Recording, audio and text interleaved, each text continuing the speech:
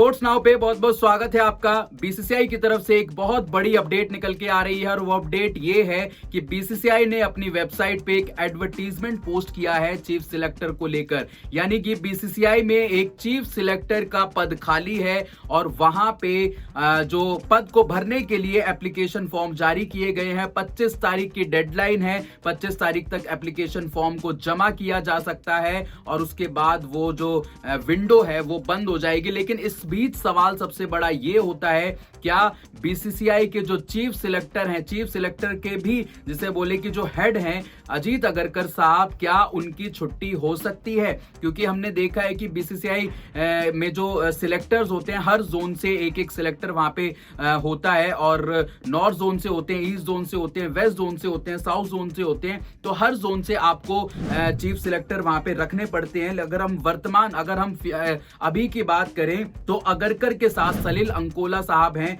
वो west zone से आते हैं। इसके अलावा इस समिति में शिव सुंदर दास जो हैं वो ईस्ट जोन से आते हैं, एस शरत हैं साउथ जोन से आते हैं और सुब्रतो बनर्जी हैं जो कि सेंट्रल जोन से आते हैं। तो यानी कि इसमें यह है कि नॉर्थ जोन से एक सदस्य शामिल हो सकता है। इसके लिए वेस्ट जोन के लिए एक सदस्य को चयन समिति से निकालना होगा। यानी अजीत अगरकर साहब और सलील अंकोला में से एक जो सिलेक्टर है उनकी छुट्टी हो सकती है। चीफ सिलेक्टर की जो पद है वो एक तरीके से आप बोल सकते हैं कि वहां पे खाली हो जाएगा। अब सलील अंकोला वहां से जाएंगे, अजीत अगरकर साहब वहां से जाएंगे। अब ये तो कहना मुश्किल है, लेकिन अगर ऐसा होता है, अजीत अगरकर साहब जाते हैं, तो फिर ये एक बड़ी चीज निकल के आएगी। और उनकी जगह कौन आएगा?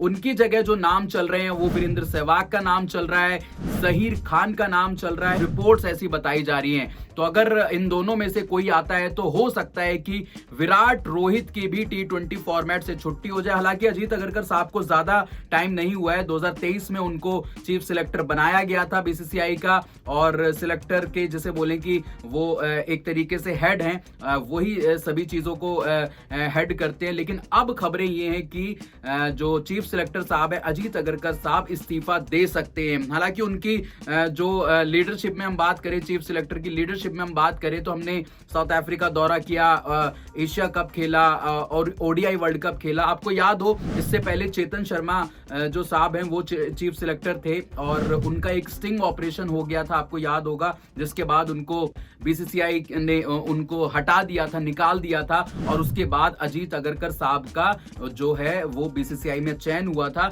लेकिन अजीत अगरकर साहब को लेकर चीजें बोलते हैं कि यार इन्होंने अच्छा परफॉर्म किया है, लेकिन एक साल के अंदर वो इतना ही रिजल्ट दे पाएंगे। और ऐसी अगर रिपोर्ट्स आ रही हैं तो ये कितनी सच है कितनी झूठ है इस पे कहना अभी मुश्किल होगा। लेकिन अभी फिलहाल यही है कि बीसीसीआई ने एक बड़ा कदम उठाया है। बड़ा कदम इसलिए भी कि बीसीसीआई ने सिलेक्टर्स को लेकर वहां पे एक फॉर्म जारी किया है कि यहाँ पे आप आवेदन करिए और उस आवेदन में अपना नाम भरिए और उसके बाद एक इंटरव्यू भी होता है। सिलेक्टर्स जो फॉर्म भरते हैं उसके बाद एक इंटरव्यू भी होता है। हालांकि उसकी तारीख अभी तय नहीं की गई है कि इंटरव्यू वो कब होगा। 25 जनवरी शाम के 6 बजे जो आवेदन का जो आखिरी समय है वो 25 जनवरी शाम के 6 बजे है। इसके बाद जो बीसीसीआई के जितने भी आवेदन आएंगे उसकी स्क्रीनिंग होगी और उसके बाद ये फैसला किया जाएगा कि उन जो फॉर्म्स आए हैं, जो आवेदन आए, उनमें से शॉर्ट लिस्ट जो कैंडिडेट होंगे उनका जैसे बोले कि एक तरीके से आप कह लीजिए इंटरव्यू वहां पे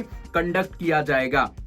अब होता क्या है कि भाई सिलेक्टर्स के लिए कंपलसरी चीजें क्या होती हैं कि भाई उनको 7 टेस्ट मैच खेलना कंपलसरी होगा, 30 फर्स्ट क्लास क्रिकेट के मैच खेलना कंपलसरी होगा और 10 वनडे मैच भी खेलना कंपलसरी होगा। और उसके बाद जो इंटरव्यू की तारीख है जैसे मैंने आपको बताया वो अभी तय नहीं की गई है। लेकिन ये खबर बहुत बड़ी है और बीसीसीआई अगर कोई नया सिलेक्टर आता है तो बिल्कुल वहां पे जो वर्ल्ड कप की जो टीम है उसमें भी आपको काफी कुछ बदलाव देखने को मिल सकते हैं। तो ये पूरी खबर थी, ये पूरा वीडियो था। आपको कैसा लगा हमें जरूर बताएं।